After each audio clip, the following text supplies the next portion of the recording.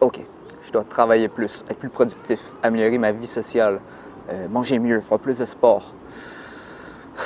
J'y arriverai jamais. Le problème ici avec ces objectifs, c'est que c'est des idéaux, c'est pas des objectifs concrets à atteindre. Parfois, ça sert à rien de se flageller. Il faut plutôt travailler sur le contexte qui fait en sorte qu'on n'est pas capable de réaliser un objectif. Pour travailler sur le contexte, parfois, un objectif négatif est beaucoup plus efficace qu'un objectif positif.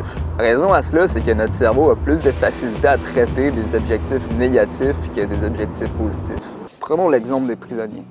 C'est loin d'être à la base des modèles d'autodiscipline, mais mis dans un contexte où ils n'ont rien d'autre à faire que lire ou s'entraîner, ils deviennent beaucoup plus productifs que la plupart des êtres humains sur la Terre. Il ne faut surtout pas sous-estimer notre libre arbitre. En fait, parfois, c'est plutôt le contexte qui fait en sorte que nous prenons certaines décisions. Ok, fait que je devrais plutôt me concentrer sur changer mon contexte et me fixer des objectifs négatifs plutôt que des objectifs positifs, je vois. Hey, c'est un peu cave de se parler tout seul de même. Prenons par exemple le cas de vouloir manger plus sain. Au lieu de me dire que je dois manger plus sain, je peux me donner comme objectif négatif de ne plus manger de viande.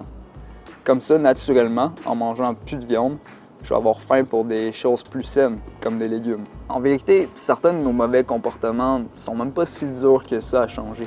On agit comme ça par habitude ou par tension autodestructrice, mais c'est pas vraiment ce qu'on préfère faire à la base. Parfois, on agit comme ça aussi parce qu'on se dit que de toute façon, les gens autour de nous qui ont du succès agissent comme ça aussi. Mais ça ne veut pas dire que s'ils changeraient ces mauvaises habitudes-là, ces gens-là n'auraient pas encore plus de succès. Et c'est pas parce qu'une personne a du succès avec une mauvaise habitude que nous, on va avoir du succès aussi. Prenons l'exemple de la productivité. Si je veux être plus productif, je peux me donner comme objectif négatif d'arrêter de regarder des vidéos YouTube, par exemple, ou de jouer à des jeux vidéo durant les heures de la journée. De seulement me donner le droit de le faire le soir, une fois que je vais avoir travaillé sur ce que je veux travailler. Ou peut-être que je suis pas productif parce que je me lève trop tard, puis moi je suis une personne qui est plus productive le matin. Du coup là, je dois encore une fois changer le contexte et me lever plus tôt pour que naturellement je sois porté à travailler le matin. Un bon objectif négatif serait de ne jamais me coucher plus tard que 11 heures. Ça fonctionnerait mieux que de vouloir juste se coucher plus tôt. Prenons un exemple plus délicat, comme celui du sport.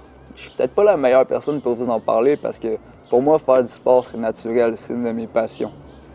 Donc peut-être qu'une personne qui a toujours eu du mal à faire du sport serait mieux placée que moi pour vous en parler. Mais je vais quand même vous donner un conseil. Ne faites jamais du sport quand vous n'aimez pas ça. Trouvez un sport qui vous passionne. Trouvez un sport qui, une fois que vous allez le faire, vous allez être obsédé par ce dernier et que vous allez vouloir le pratiquer quotidiennement. Un autre conseil que je pourrais vous donner, ce serait d'éliminer les activités que vous faites au lieu de faire du sport. Par exemple, si au lieu de faire du sport, vous allez boire une bière avec vos amis, trouvez des amis avec lesquels vous pourriez faire du sport. Si au lieu de faire du sport, vous préférez regarder Netflix ou jouer aux jeux vidéo, éliminez ces mauvaises habitudes-là et ça va libérer du temps pour faire du sport. Prenons un exemple plus large comme celui de la dépression.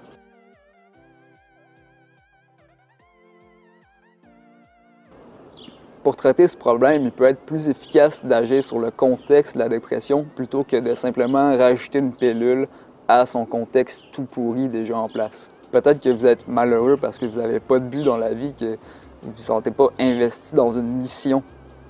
Peut-être que votre malheur provient de mauvaises habitudes de vie, d'une mauvaise hygiène de vie, d'un manque de sport, d'une mauvaise alimentation.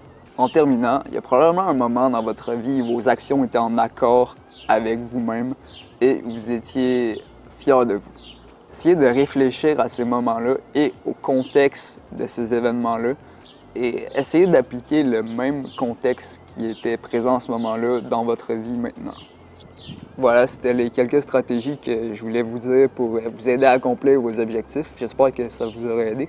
Si c'est le cas, laissez un like et abonnez-vous, ça va me rendre extrêmement service. Allez, ciao!